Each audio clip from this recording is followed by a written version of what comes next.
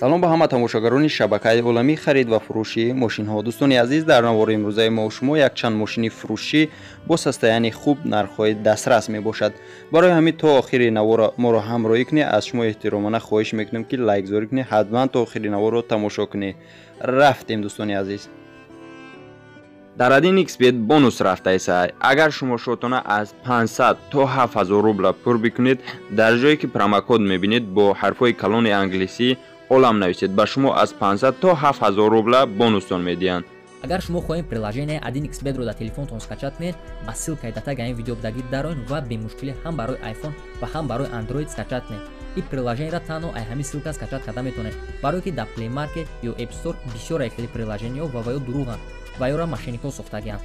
баъди скачат кардан ба приложение медроед ва регистратсия мекунед. бистрая регистратсияро интихоб мекунед ва баъдан номерои телефонтон менависед. валютатонро интихоб мекунед, сомонӣ, доллар, рубл ё ягон чизи дигааш. баъди регистратсия шотона пур мекунед.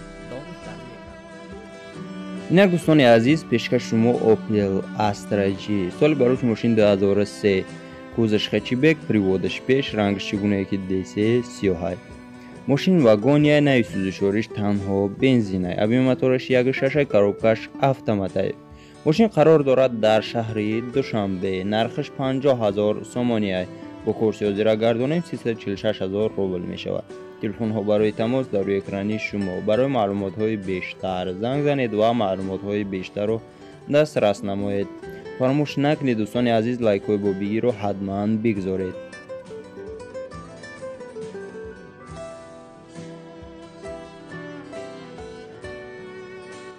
инак дӯстони азиз, пешкаш шумо Mercedes Sechka соли барош мошин 2000 май.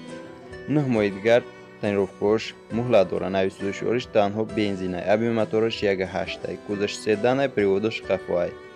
коробкаш механика, абимотораш 1.8. гуфтем мошин воқеъ дорад дар шаҳри Душанбе. нархи мошин 55000 сомония, бо курси ҳозира 380000 рубл. ин окончательни нархша, дигар савдо намешавад. барои маълумотҳои бештар занг занед ва маълумотҳои бештарро дастрас намоед. дӯстони азиз, аз ҳамаи шумо узр агар ба хатогӣ роҳ дода бошем.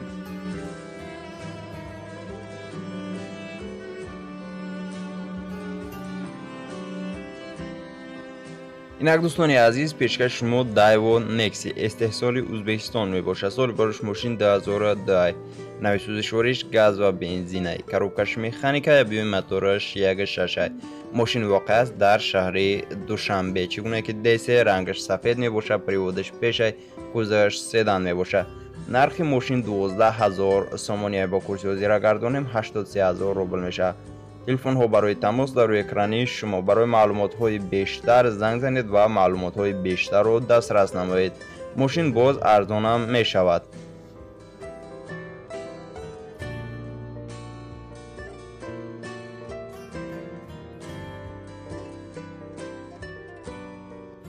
инак дӯстони азиз, мегзарем ба мошини навбатӣ. ин мошинашам Daewoo Nexi мебошад. соли барош мошин 2005, рангаш чигунае ки DC тилло ранг мебошад, приводаш пеш, дискош престижни мебошанд, нави сӯзишориш газ ва бензин мебошад, коробкаш механика, абимотораш 1.6.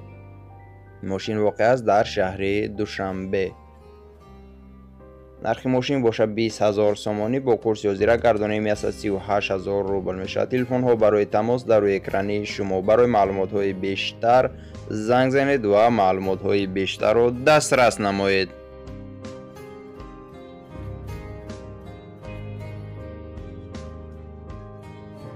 инак дӯстони азиз, мошини навбатӣ Opel Caravan мебошад. воқеъ аст дар ноҳияи Панҷ, абимотораш 1.6.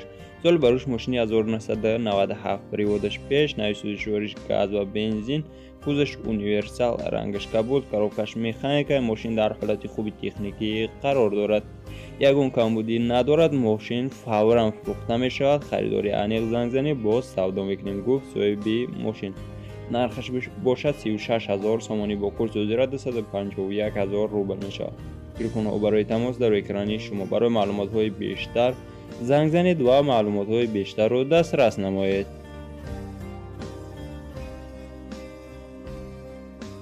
اینک دوستان عزیز ماشین نوبتی دایو ماتیز می باشد. واقع است در شهر دوشنبه. ابی موتورش 018 می باشد. سال برش ماشین 2006. نوی سوزشوارش تنها بنزینه. کروبکش مکانیکی. پریودش پیش رنگش چگونه که دیسه سبز می باشد. کوزش خیچی بگه نرخی ماشین باشد 25000 سومانی با کرسی وزیره 174,000 روبل می شود. تلفن ها برای تماس در روی اکرانی شما. برای معلومات های بیشتر زنگ زنید و معلومات های بیشتر رو دسترس نمایید. ماشین های بیشتر و ارزان رو شما در سامانه afterinic.kg می توانید پیدا کنید.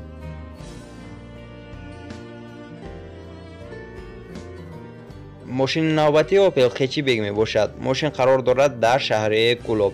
ابی موتورش 1.6 می باشد. سال برش ماشین 1990. نوی سوزشوارش گاز و بنزین می باشد. کوزش خیچی بیگ پریودش پیش رنگش تیلو رنگ می باشد. کروبکش مکانیکی. ماشین در حالت خوبی تکنیکی قرار دارد. یگان کمبودی ندارد. میشینی زوادید میکنی های میکنی گفت صاحبش. نرخش باشه 17,000 سومانی با کرسی وزیره 118,000 روبل می شود. با سودا هم می شود. تلفن ها برای تماس در روی اکرانی شما. برای معلومات های بیشتر زنگ زنید و معلومات های بیشتر رو دسترس نمایید. بیهوده زنگ نزنید گفت صاحبش.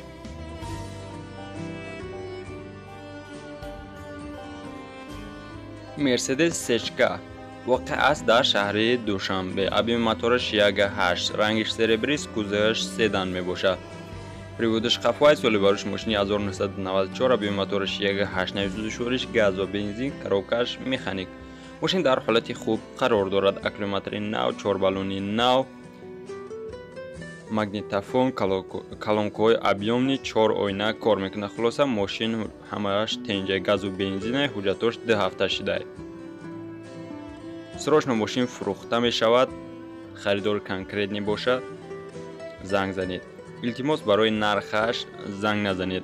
окончательный نرخش 26,000 سومانی با کورس وزیره 181,000 روبل می شود. تلفن ها برای تماس در روی اکرانی شما. برای معلومات های بیشتر زنگ زنید و معلومات های بیشتر رو دسترس نمایید.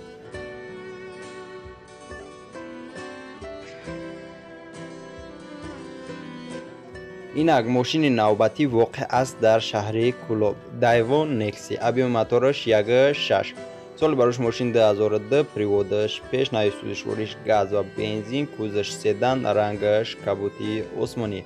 کروبکش مکانیکی. ماشین در حالت خوبی تکنیکی قرار دارد. یگان کمبودی ندارد. موتورش تازه های سالونش هم همچنین تازه.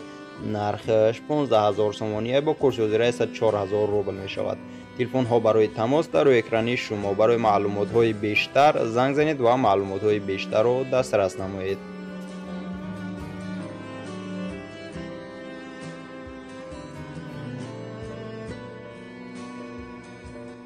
اینک دوستان عزیز پیشکش شما مرسدس بنز اس کلاسیک ماشین واقع است در شهر دوشنبه.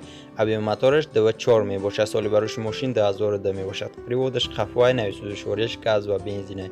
کوزش سدان رنگش سفیده. کروبکش مکانیکی. ماشین حالتش به نهایت خوبه. سراشنا فروخته می شود. автопилот داره. الکتروپاکت، سیدین، لیف، کاندیشنر، دیسکوش ایر 17 دمیلر می باشد. دکمنتوش باشند تا سنتیبر. گازش یورو 4. نرخش 43,000 سومانی با کورس وزیره 300,000 روبل می شود. تلفن ها برای تماس در روی اکرانی شما. برای معلومات های بیشتر زنگ زنید و معلومات های بیشتر رو دسترس نمایید. دوستان عزیز اگر شما خواهید که از خانه نو برآمده پل کار کنید سلکایی که در تگ ویدیو میشه میدارین رجیستراسیون میکنید و در جای رجیستراسیون در جایی که پرومو میبینید با حرف کلون انگلیسی می نویسید اولم. شما رو برای شاتون پر کردن بونوستون میدین. در روی رجیستراسیون کنید سلکش در تگ ویدیو. اینک دوستان عزیز میگذاریم با ماشین نوبتی اوپل زفیر می باشد. ماشین قرار دارد در خوجند. ابی موتورش 1.8 می باشد. سال برش ماشین 2000 می. کوزش یونیورسال. پریودش پیش رنگش کبوت. نوی سوزشوارش گاز و بنزینه. کروبکش مکانیکی. ماشین در حالت خوبی تکنیکی قرار دارد. با سودا هم می شود. نرخش 32,000 سومانی با کورس وزیره 223,000 روبل می شود. تلفن ها برای تماس در روی اکرانی شما. برای معلومات های بیشتر زنگ زنید و معلومات های بیشتر رو دسترس نمایید. دوستان عزیز خودی رسان میکنم که در ادینیکس پید عکس رفته است. حتما در روی بسل تگ ویدیو بوده. برادران عزیز، در نوار امروزه ما و شما این آخرین ماشین می باشد. اوپل استراجی واقع است در شهر دوشنبه. پریودش پیش رنگش سربریس، کوزش خچی بیگ. ابی موتورش 1.6 سال باروش ماشین 2000 اومد. نوع سوزشوریش گاز و بنزینه، کروبکش مکانیک می باشد. نرخش 37000 سومونیه با کورس وزارت 158000 روبل می شود. تلفن ها برای تماس در اکرانی شما.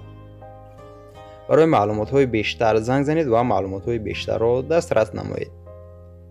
تنیروفکش 11 ماهگی مهلت دارد. حجتش هم همچنین 4 بالونی نو دارد. یگان کمودی ندارد ماشین.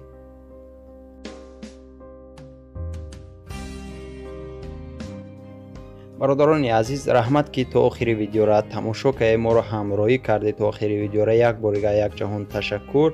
دوستان عزیز، اگر شما ماشین یا یگان تکنیک با ارزش داشته باشه، با این رقم های ما تنها با طریق وایبر و ممکن 977 897 67 31. دوستان عزیز، اگر شما خواهید که از نرخ‌های خانه ها با خبر شوید، با کانال خانه شما ابونه شوید. لایک زوری را فراموش نمیکنیم. خیلی همتون دوستان.